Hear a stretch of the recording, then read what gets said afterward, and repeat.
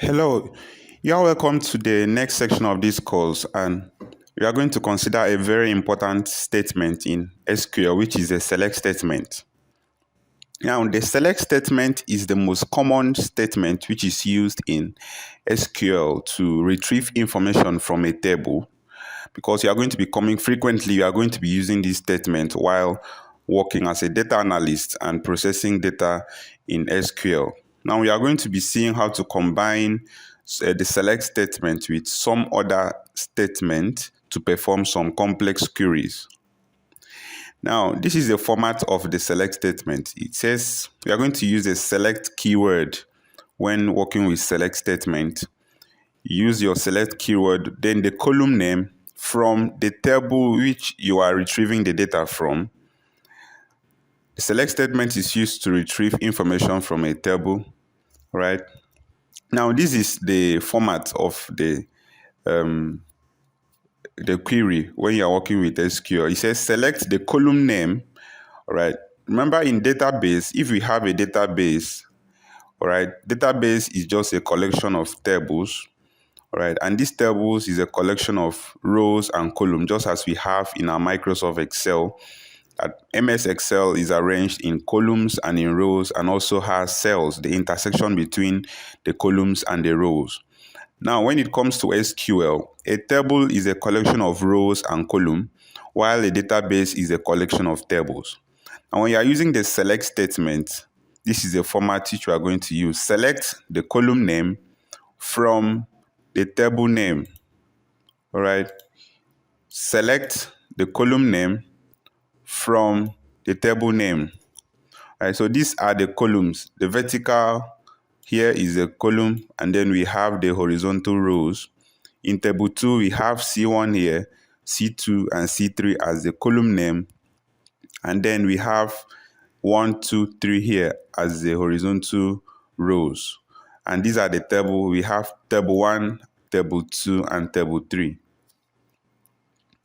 Now, if you are to select a single column from a table, you use the select statement, then the column name, right? In this case, if you are to select only the column C1 from the table 1, this is the format which you are going to use. Select column name, right? This name can be anything. It can be first name, it can be last name, it can be email.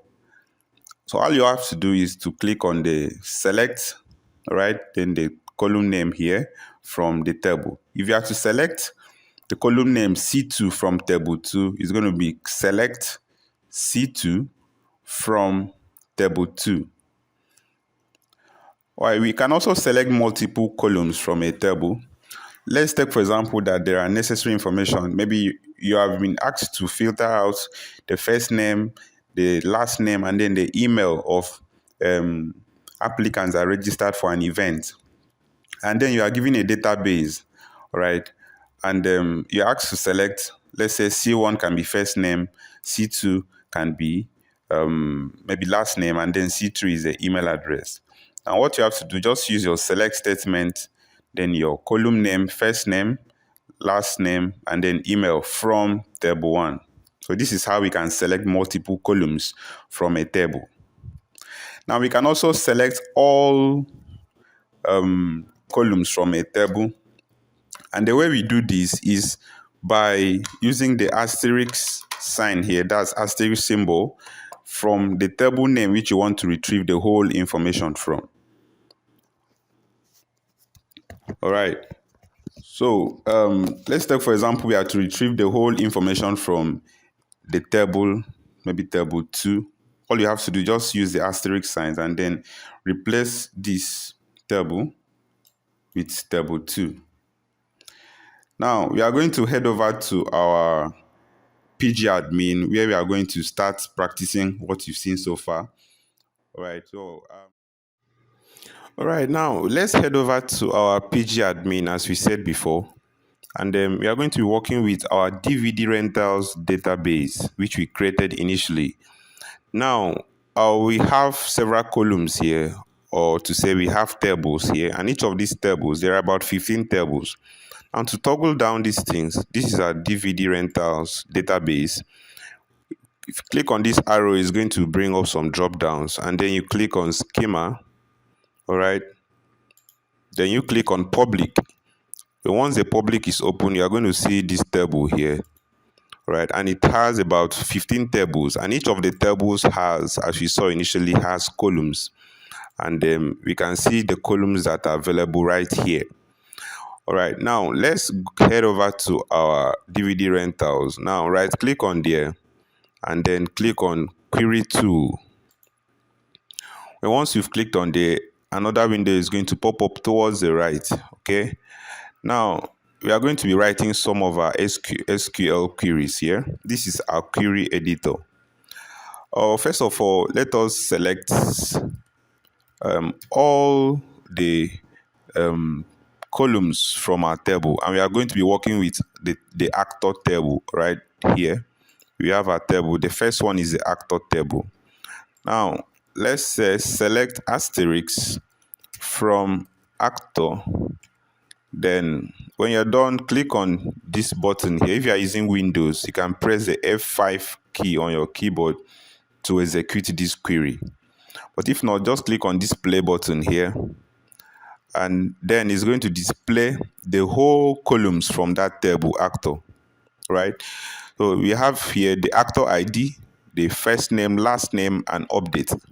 Now, for example, if we are asked to only filter out first name, that is filtering out only a column from the table actor, we put here first name. All right, then execute the query.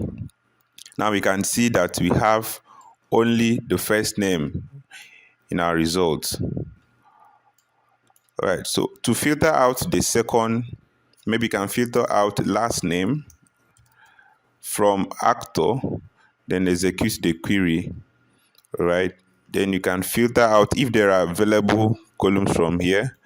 We have the last update. You can also filter out the last update. Okay, from here, and it's going to bring them down. The last update. This is a timestamp. We are going to consider this in our subsequent lectures. Now, let's take note of the keywords you are using. The select here is not case sensitive. You can decide to use small letters on them as keywords. You can also decide to use capital letters. Okay, and we also have the query history here. If you click on here, it's going to display your previous queries that you've written so far, and then you can always revisit it back. Let's take, for example, the first query that we ran was the select all columns from the table actors, and it's here. Right, now you can click on here, and then you can copy it to your query editor once again. Automatically it places it here. Then you can click on the run button to display all the columns from your table. All right, so this is how we can use the select statement in querying out data or the necessary information from our tables.